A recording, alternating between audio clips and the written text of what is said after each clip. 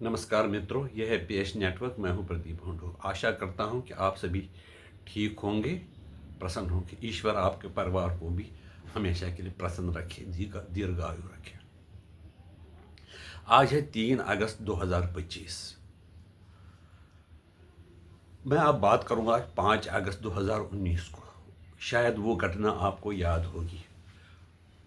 5/2/2019 जब अमित शाह ने लोकसभा में यानी पार्लियामेंट में एक बिल लाया। बिल में ये था कि जो आर्टिकल 370 था, धारा 370 जम्मू कश्मीर के लिए, उसको समाप्त करने के लिए एक बिल लाया गया। पहले ये कोर्ट के ये डिसीजन थे कि ये ऐसा है कि ये सुप्रीम कोर्ट के भी कुछ फैसले थे जिसमें ये कहा गया था कि अब परमानेंट नेचर का हो गया। परंतु मोदी सरकार ने इसको हटा ही दिया। जबकि अमित शाह ने पार्लियामेंट में कहा था कि हम जम्मू कश्मीर जो हिंदुस्तान का हिस्सा, उसके लिए जान देने के लिए तैयार है। वो जो उनका सेंटेंस था वो आपको याद ही होगा। जम्मू कश्मीर के लोग, और ये कांग्रेसी थे और दूसरे विपक्ष के लोग थे, कह रहे थे कि ये इसको हटाया नहीं जाना चाहिए।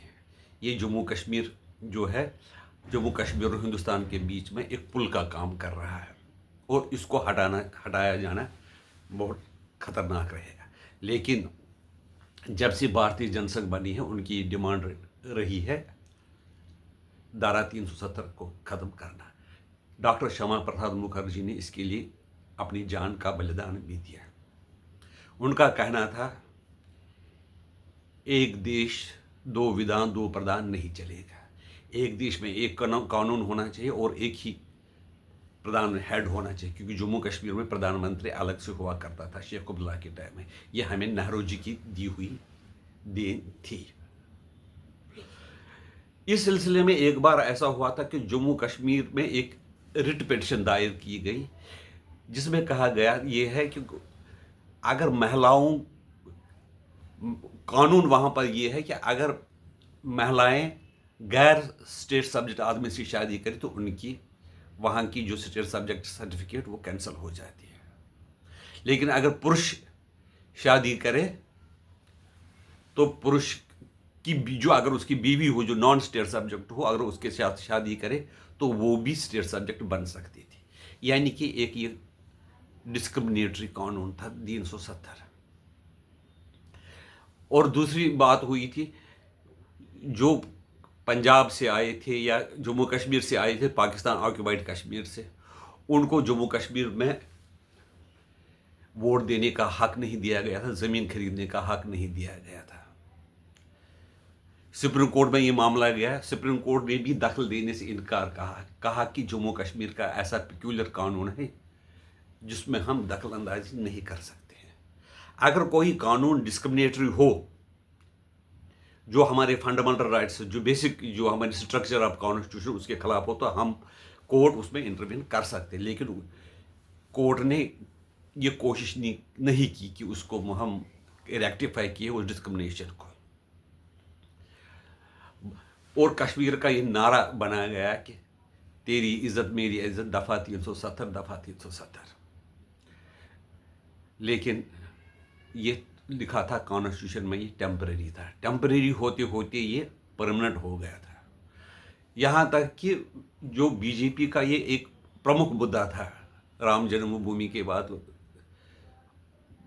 धारा 370 को ख़त्म करना, उन्होंने भी उसको बैक बर्नर में डाला था। 2019 में मोदी सरकार ने पहले 35A को समाप्त किया। 35A को पार्लियामेंट में पास नहीं करवाया गया था। 35A को राष्ट्रपति की मंजूरी से उसमें जोड़ा गया था। लेकिन राष्ट्रपति की ही मंजूरी से, जब रामनाथ कोविंद राष्ट्रपति थे, उनकी मंजूरी से उसको हटाया गया। उसके हटाने के बाद धारा 370 पर भी लोकसभा में भी बहस हुई और राज्यसभा में भी बहस हुई। अपोजिशन ने बहुत कुछ कोशिश की कि इसको रुकवाने की। लेकिन कश्मीर में बड़ी फौजें लगाई गई, बहुत इंतज़ाम, सुरक्षा के बड़े इंतज़ाम किए गए। कुल मिलाकर कई लोगों को गिरफ्तार भी करना पड़ा। कुल मिलाकर ये निर्णय हुआ कि ये आर्टिकल हटा दिया जाएगा। फिर ये सुप्रीम कोर्ट में केस चला गया। कई लोगों ने सुप्रीम कोर्ट में इस कानून के खिलाफ पिटिशन दायर की कि इसको ये गैर कानूनी है, उसको कैंसिल कर दिया जाए इस अमेंडमेंट को। सुप्रीम कोर्ट ने भी उसकी पूरी तहकीकात की, आर्गूमेंट दोनों साइड से हुए, तो फाइनल सुप्रीम कोर्ट ने भी पाया कि ये कानून जो है ठीक है। पहले ये कहा जाता था कि अगर कॉन्स्टिट्यूएंट असेंबली जम्मू कश्मीर की इसकी रिकमेंड करे तब जाकर पार्लियामेंट इस पर कोई निर्णय ले सकता है। लेकिन इसमें एक प्रावधान ये भी था, अगर जम्मू कश्मीर की असेंबली फंक्शन नहीं करती हो, क्योंकि उस वक्त वहाँ पर प्रेसिडेंट्स रूल था, गवर्नर्स रूल था, इसलिए गवर्नर को पूरे वो या प्रेसिडेंट को वो पूरे पावर थे जो वहाँ की जम्मू कश्मीर असेंबली के हैं। जो जम्मू कश्मीर असेंबली के जो गवर्नर ने, ये प्रेसिडेंट ने, ये उसी धारा के अंतर्गत, उसी कानून के अंतर्गत वो 35 से हटाकर रिकमेंड किया कि धारा 370 को समाप्त किया जाना चाहिए, और वो धारा 370 ख़त्म हो गया। इसमें कई अपोजिशन जो लीडर्स थे उन्होंने भी कांग्रेस का सपोर्ट दिया। वो ये समझ में नहीं आता था कि उन्होंने इसको सपोर्ट किया क्यों किया है। इससे कई लोग ये मानते हैं कि हमारे यहाँ उससे कोई फ़ायदा नहीं